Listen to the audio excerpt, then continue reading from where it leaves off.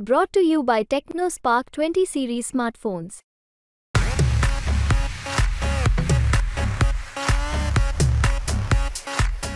अकोला लोकसभा निवडणुकीच्या रिंगणामध्ये एकूण 15 उमेदवार आहेत आणि या 15 उमेदवारांपैकी प्रमुख 3 उमेदवारांमध्ये तिरंगी लढत या ठिकाणी दिसते आहे। भाजपचे अनुप धोत्रे, वंचित बहुजन आघाडीचे ॲडव्होकेट प्रकाश आंबेडकर आणि काँग्रेस आणि महाविकास आघाडीचे डॉक्टर अभय पाटील यांच्यामध्ये तिरंगी लढत या ठिकाणी दिसते आहे। नेमकं या उमेदवारांमध्ये जी तिरंगी लढत आहे याचा फैसला तर 4 जूनला होणारच आहे, कारण आता सध्याच्या घडीला प्रचार जो आहे अंतिम टप्प्यात आलेला आहे। 26 एप्रिलला मतदान होणार आहे आणि 4 जूनला निकाल लागणार आहे। नेमकं कोण बाजी मारतं हे 4 जूनला समजत जरी असलं तरी सध्याची आजची परिस्थिती काय आहे, कशी समीकरणं या मतदारसंघातली आहेत, हेच पुढील काही मिनिटात आपण जाणून घेऊ। नमस्कार, मी धनंजय साबळे, मुंबई तकमध्ये आपलं स्वागत आहे। अकोला लोकसभा निवडणुकीच्या रिंगणामध्ये एकूण 15 उमेदवार आहेत। 15 उमेदवारांपैकी 3 उमेदवारांमध्ये तिरंगी लढत या ठिकाणी दिसते आहे आणि अकोला लोकसभा मतदारसंघामध्ये एकूण 6 विधानसभा क्षेत्र आहेत। अकोला पूर्व, अकोला पश्चिम, मूर्तिजापूर, बाळापूर, अकोट आणि वाशिम जिल्ह्यातील मालेगाव आणि रिसोड असं या 6 मतदारसंघामध्ये संपूर्ण मतदार जो आहे तो मराठा प्राबल्य असलेला हा जिल्हा आहे आणि म्हणूनच मागील 4 वेळेसपासनं या मतदारसंघामध्ये जे आहेत भाजपचे विद्यमान खासदार संजय धोत्रे जे आहेत ते निवडून आलेले आहेत।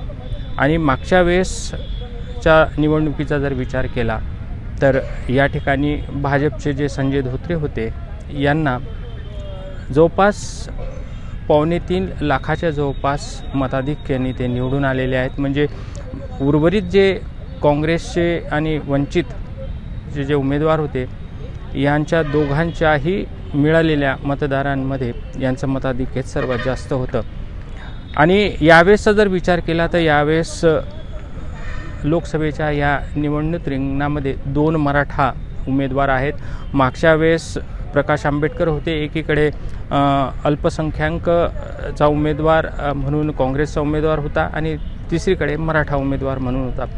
आणि या मतदारसंघामध्ये जवळपास जातीय समीकरणाचा जर विचार केला तर कुणबी आणि मराठा मिळून जवळपास 5.25 ते 5.5 लाख वोटर्स आहेत।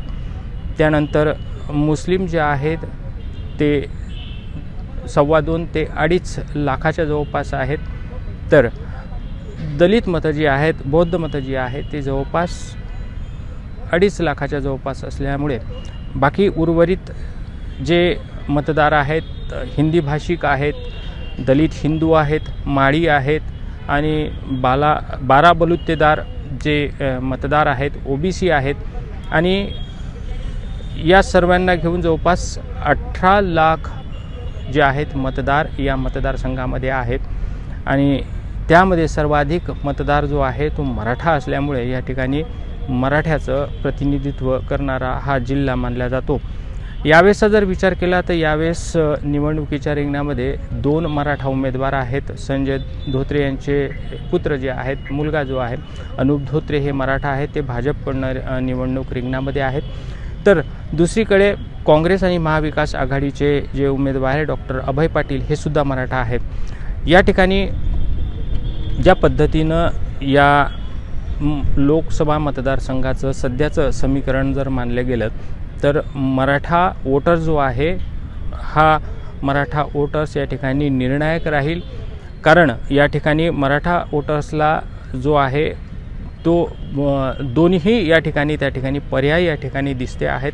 तर दुसरीकडे मराठा वोट जर कोणा एकाकडे जर जास्त प्रमाणात झुकले तर त्या ठिकाणी त्याचं पारडं जड होऊ शकतं।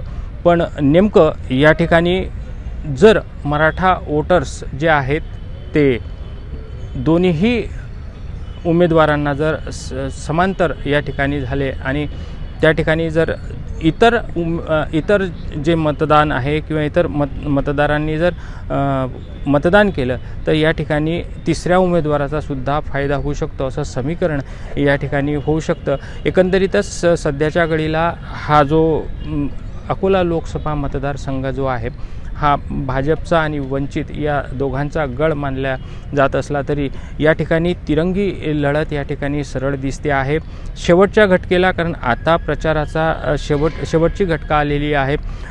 उद्या संध्याकाळपासून प्रचार या ठिकाणी थांबणार आहे आणि आज महत्त्वाची हीच गोष्ट आहे की आज अकोल्यामध्ये भाजपचे जे वरिष्ठ नेते आहेत अमित शहा यांची एक रॅली होत आहे। नेमकं सध्याच्या घडीला या संपूर्ण मतदारसंघामध्ये तिघांचेही पारडे या ठिकाणी जे आहेत ते जड दिसत आहेत आणि महत्त्वाची हीच गोष्ट आहे की या संपूर्ण मतदारसंघामध्ये जर पाहायला गेलं तर कोण बाजी मारतं, कारण 26 एप्रिलला या ठिकाणी मतदान होणार आहे आणि 26 एप्रिलनंतर 4 जूनला जो आहे तो निकाल जारी होणार आहे।